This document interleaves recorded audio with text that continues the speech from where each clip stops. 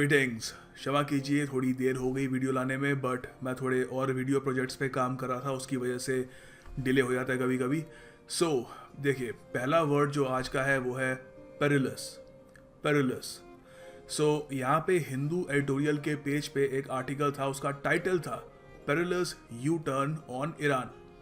अच्छा, पहले पेरिलस का मतलब जान लेते हैं। What does that even mean? Perilous का मीनिंग होता है फुल ऑफ डेंजर और रिस्क, खतरे से भरा हुआ।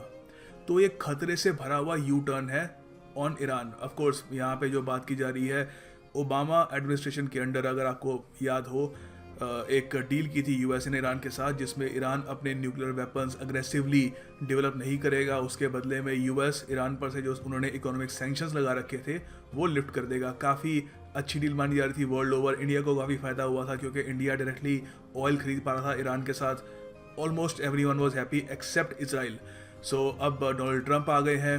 उन्होंने कहा है कि ओबामा एडमिनिस्ट्रेशन ने जो डील करी थी ईरान के साथ वो यूएस के बेस्ट इंटरेस्ट में नहीं है और वो इस डील को शायद कैंसिल कर दें। तो ये यू टर्न हुआ। तो यहाँ पे उसी यू टर्न को हाईलाइट किया जा रहा है कि ये यू टर्न पेरिलस है, एडजेक्टिव यूज़ किया जा रहा है, डेंजरस यू टर्न है यूएस का, क्योंकि इससे ईरान के साथ उनकी कॉन्फ्लिक्ट बढ़ सकती है और ओवरऑल ग्लोबल जो स्टेबिलिटी है वो ख़राब हो सकती है।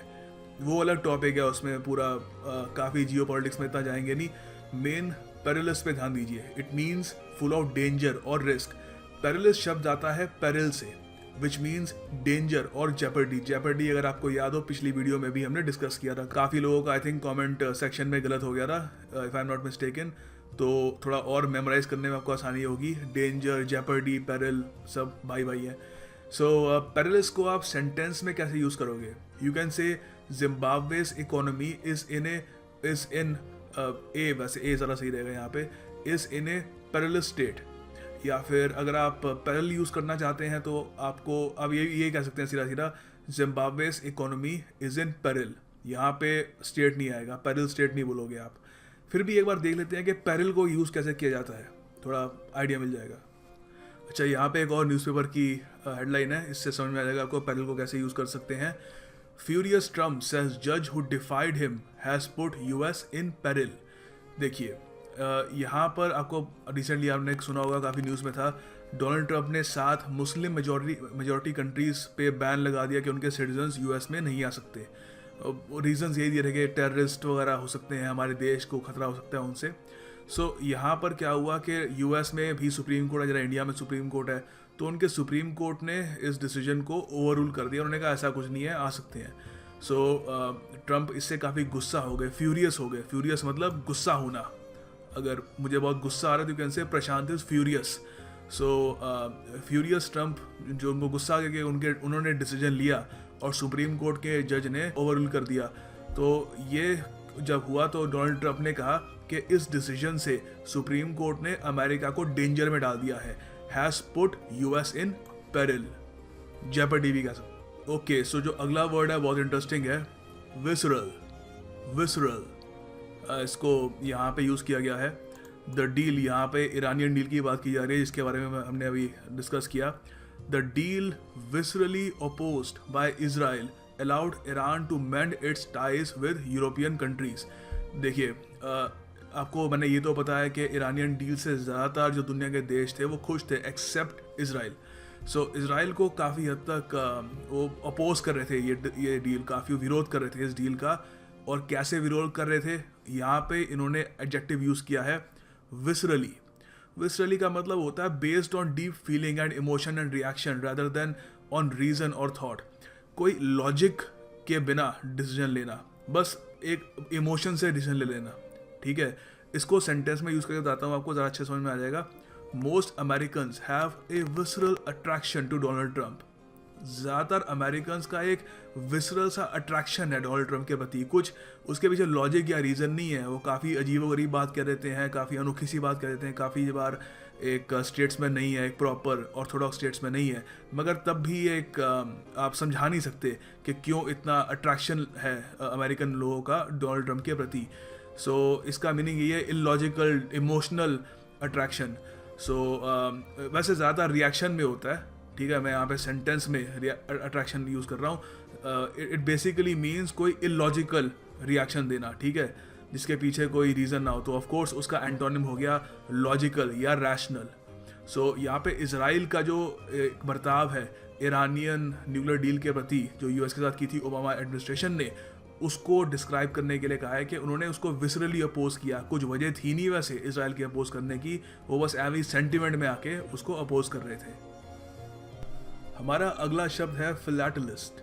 फिलैटलिस्ट, आपको क्या लगता है कि इसका मतलब क्या है? देखिए, ऑलराइट, होपफुली आपने गेस कर लिया होगा। फिलैटलिस्ट का मतलब होता है एक ऐसा इंसान जो स्टैम्प्स इकट्ठा करता हो या फिर स्टैम्प्स को स्टडी करता हो, या तो एक कलेक्टर हो स्टैम्प्स का या फिर उनको स्टडी करता हो। ये एग्जांपल के लिए ये फ़ोटो देख सकते हैं आप, यहाँ पे कुछ बुज़ुर्ग लोग हैं और यहाँ पे एक अच्छा सा इनके पास स्टैम्प्स का कलेक्शन है, काफ़ी बढ़िया कलेक्शन है। तो ये एक फिलैटलिस्ट है। अच्छा, आपने नोटिस किया होगा फिलैटलिस्ट के पीछे एक वर्ड यूज़ किया गया था फिलैटलिस्ट किस प्रकार के हैं उसको डिस्क्राइब करने के लिए। वो वर्ड है avid. He has always enjoyed collecting things and was an avid philatelist. Avid का मतलब होता है शोइंग कीन इंटरेस्ट और एंथुजियाज्म फॉर समथिंग, बहुत डीपली पैशनेट होना, या बहुत ही एक्साइटेड नहीं, एंथुजियास्टिक होना एक किसी चीज़ के लिए। आप इसको ऐसे कह सकते हैं कि मेरा दोस्त एक एविड रीडर है साइंस फिक्शन का या फिर कुछ भी रोमांटिक नॉवेल्स का, वो रीडर है। आप कह सकते हो माई फ्रेंड लाइक्स रीडिंग, मगर अगर आप कहना चाहते हो बहुत ही उसका इंटरेस्ट बहुत ज़्यादा है, ही लव्स रीडिंग इट, तो आप कह सकते हो he is an avid reader. Emancipate, emancipate, ये देखिए एक बहुत ही सुंदर आर्टिकल था जिसमें डिसेबल्ड लोगों की जो प्रॉब्लम्स जो फेस करते हैं और करते आए हैं थ्रू आउट हिस्ट्री, उसको खूबसूरती से उन्होंने हाईलाइट किया। तो यहाँ पे एक सेंटेंस है, काफ़ी मूविंग सेंटेंस है। War emancipates the potentially strong and drains the essentially weak. तो यहाँ पर देखिए, इमेंसिपेट का मतलब होता है फ्रीडम मिलना, खुली छूट मिलना, बेसिकली आज़ादी मिलना कह सकते हो आप। तो यहाँ पर कह रहे हैं कि जब जंग होती है तो उससे जो स्ट्रॉन्ग होता है, ताकतवर होता है, उसको आज़ादी मिल जाती है, क्योंकि वो जो मर्जी कर सकता है, कानून वगैरह सब टूट जाते हैं, ठीक है। अब फिर बस जो ताकत की जंग होती है ताकत से, मगर जो कमज़ोर होता है उसको बहुत नुकसान होता है। It drains the essentially weak. अब मान लीजिए आज हमारे देश में लॉ एंड ऑर्डर है, कोई ये सब हट जाता है, एक बहुत बड़ी वॉर हो जाती है, तो सीधी सी बात है जो तगड़ा होगा, हट्टा कट्टा होगा, वो ही सर्वाइव कर पाएगा। जो दिव्यांग कोई इंसान है उसको काफ़ी प्रॉब्लम आएगी, वो एसेंशियली और कमज़ोर हो जाएगा, ठीक है। सो यहाँ पर एक काफ़ी फिलोसफिकल, एक काफ़ी मूविंग एक सेंटेंस है। तो हमें वर्ड पे कॉन्सेंट्रेट करना है यहाँ पे, इमेंसिपेट। इसको आप सेंटेंस में कैसे यूज़ करोगे? You can say computer technology has done a great deal to emancipate office workers from tedious jobs. बिल्कुल, कंप्यूटर की टेक्निक आ गई है, उससे जो ऑफिस वर्कर्स हैं उनका काम काफ़ी हद तक आसान हो गया है, उनको काफ़ी हद तक फ्रीडम मिल गई है जो पहले नहीं थी। फॉर एग्जांपल, पहले टाइपराइटर थे, गलती कर दी फिर से स्टार्ट करो। अब माइक्रोसॉफ्ट वर्ड है, बैक स्पेस दबाओ and you can carry on, कोई दिक्कत नहीं होती। सो ऑफ कोर्स इमेंसिपेट का मतलब अगर है कि टू गिव फ्रीडम या आज़ादी देना, तो उसका उल्टा क्या हो गया? डिटेन करना या इम्प्रिजन करना। अगला शब्द है ट्रंकेट। ट्रंकेट, देखिए इसको यहाँ पे यूज़ किया जा रहा है the new model, BIT acronym है बायलैटरल इन्वेस्टमेंट ट्रीटी का, तो उसके बारे में पूरा आर्टिकल था ये। सो देखिए, the new model bit vastly truncated the powers of foreign investor and their right to initiate disputes। तो यहाँ पे कह रहा है कि बिट से काफ़ी हद तक जो एक फॉरेन इन्वेस्टर है उसकी पावर ट्रंकेट होगी। ट्रंकेट मतलब कट गई, मतलब काफ़ी, वैसे बेसिकली इसको कहते हैं प्रून, इससे ज़्यादा मतलब है ऊपरी सतह से काटना। प्रून भी यही होता है, पेड़ों को प्रून किया जाता है, बहुत ज़्यादा जब लंबे हो जाते हैं तो वो हवा से गिर ना जाए तो उनको प्रून कर देते हैं। सो काफ़ी हद तक काट दी गई, फैंसी वर्ड है। और सेंटेंस में कैसे यूज़ करोगे आप? ट्विटर एक क्लासिक एग्जांपल है। ट्विटर में आपको पता है, कभी आपने अगर यूज़ किया हो, कैरेक्टर लिमिट होती है, कुछ याद नहीं आ रहा कितनी होती है, काफ़ी टाइम से मैंने यूज़ नहीं किया, बट एक सर्टेन कैरेक्टर लिमिट होती है, उससे ज़्यादा आप वर्ड्स नहीं लिख सकते। तो ये लिखा है because Twitter has a character limit I had to truncate cut shorten my post so it would meet length requirements. Simple. So किसी चीज़ को शॉर्टन करना हो, प्रून करना हो, छोटा करना हो, उसका उल्टा क्या हुआ, एंटोनिम क्या हुआ, उसको लेंथन करना हो या एक्सटेंड करना हो। इम्पीड, ये भी देखिए मैंने पेज 11 पे, जो द हिंदू न्यूज़पेपर का पेज 11 है, उस पर बहुत ही खूबसूरत आर्टिकल है दिव्यांग लोगों के बारे में। आपको टाइम मिले तो ज़रूर पढ़िएगा।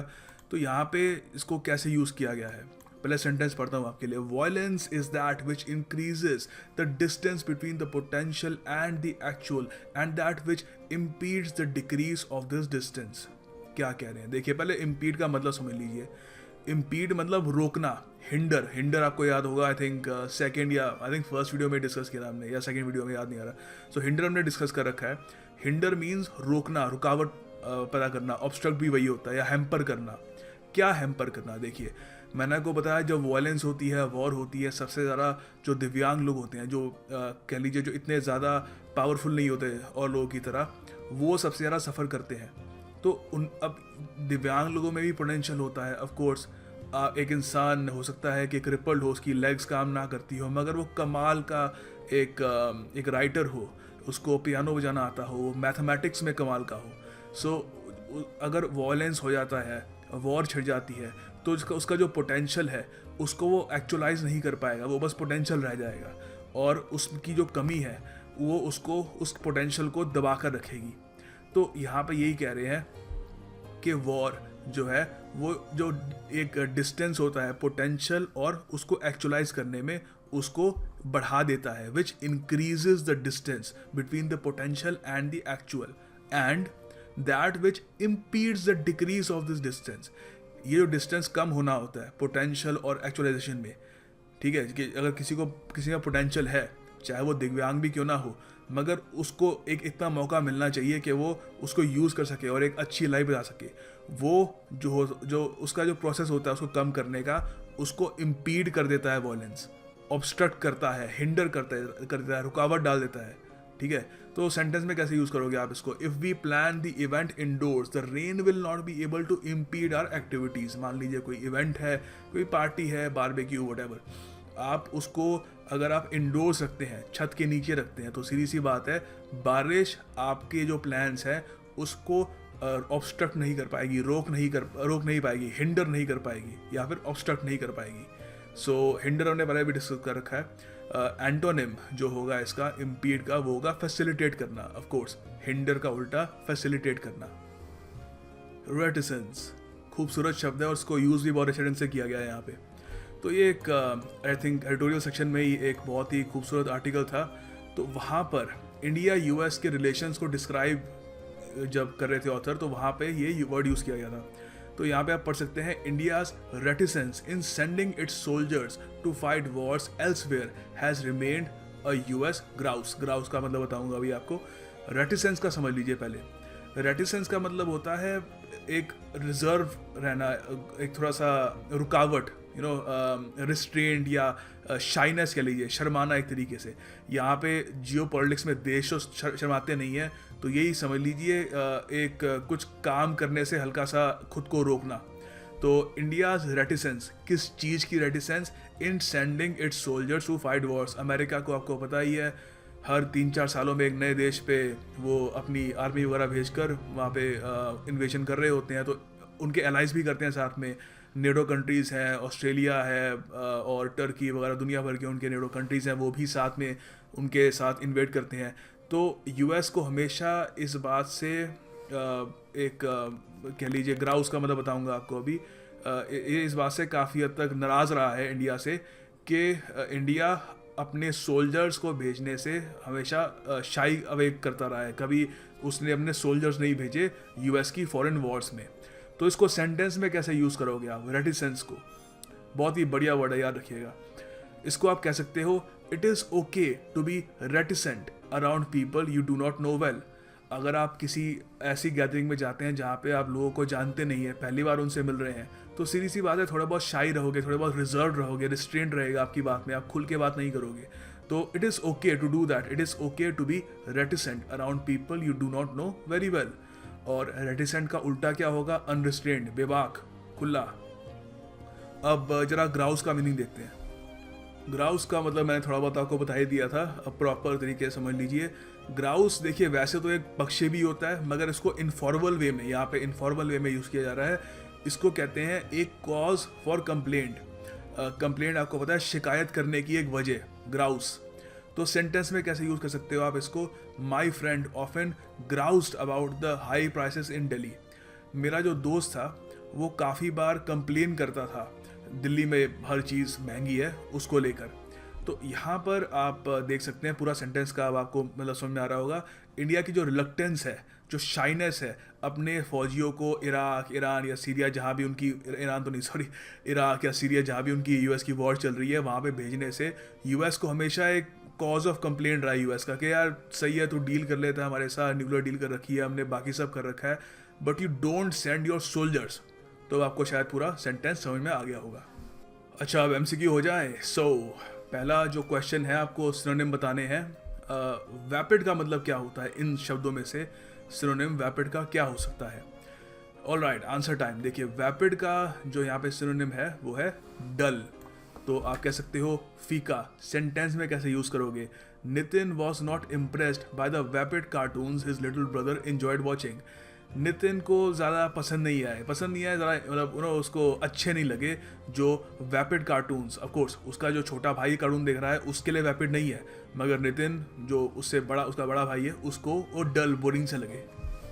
अगले क्वेश्चन में भी आपको सिनोनिम बताना है फर्टिव का, FURTIVE, फर्टिव। तो पहले एक बार ट्राई करिए वीडियो पॉज करके। ओके, होपफुली वीडियो पॉज करके आपने अटेम्प्ट कर लिया होगा। फर्टिव का सिनोनिम है सीक्रेटिव, हिंदी में गुप्त। सेंटेंस में आप बना सकते हो there was something furtive about his behaviour and I immediately felt suspicious. उसके बर्ताव में कुछ सीक्रेटिव, कुछ गुप्त सा था, वो कुछ छुपाने की कोशिश कर रहा था और उसकी वजह से मैं बहुत सस्पिशियस हो गया। ओके, सो अब आपको एंटोनिम बताना है। ऑलराइट, चेंज हो गया, पहले सिनोनिम कर रहे थे, अब एंटोनिम कर रहे हैं, ऑपोजिट बताना है आपको। सो वर्ड है एक्यूमेन। बताइए इसका एंटोनिम क्या होगा? ओके, होपफुली आपने अटेम्प्ट कर लिया हुआ है क्वेश्चन। Answer time. देखो पहले एक्यूमेन का ऑफकोर्स मतलब समझ लो, उसके बाद इसका एंटोनिम होगा वो भी देख लेंगे। एक्यूमेन होता है the ability to make good judgments and take quick decisions. Basically बहुत ही क्विक होना, क्लेवर, स्मार्ट होना, अवेयर होना, श्रीव्ड होना। बिजनेसमैन के लिए काफ़ी बार इसको यूज़ करते हैं। आप कह सकते हो our chairman showed great acumen. बहुत ही श्रूडनेस, अवेयरनेस दिखाई डिसीजन मेकिंग में, बिल्कुल इमीडिएटली से डिसीजन लिया उन्होंने। तो इसका उल्टा क्या होगा? देखिए यहाँ पे आप देखेंगे, इंटेलिजेंस तो होगा नहीं, मैं डायरेक्ट बता रहा हूँ। इम्बिसिलिटी। इम्बिसिलिटी क्यों? देखिए इम्बिसिल, आपको आई एम श्योर आपने वर्ड कहीं ना कहीं तो पढ़ा होगा। इम्बिसिल, इम्बिसिल होता है स्टूपिड, सिली कह लीजिए। तो कहते हैं कि don't be imbecile, don't be stupid, don't be सिली।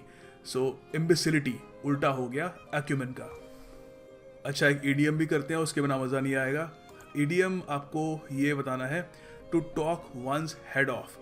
इसका क्या मतलब होगा? ये इस ईडीएम का मतलब क्या है? To talk loudly, to talk in fear, to talk to oneself, या टू टॉक एक्सेसिवली, बहुत ज़्यादा बात करना। अगर so okay, answer time. Answer बता रहा हूँ इसका।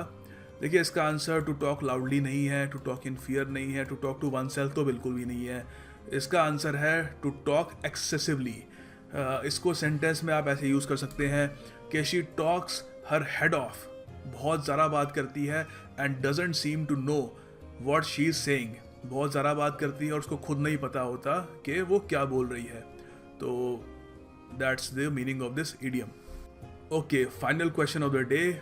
आपको बताना है, ये एक इडियम है, बहुत बढ़िया इडियम है, आई थिंक काफ़ी लोगों का गलत होगा ये इडियम है to give up the ghost.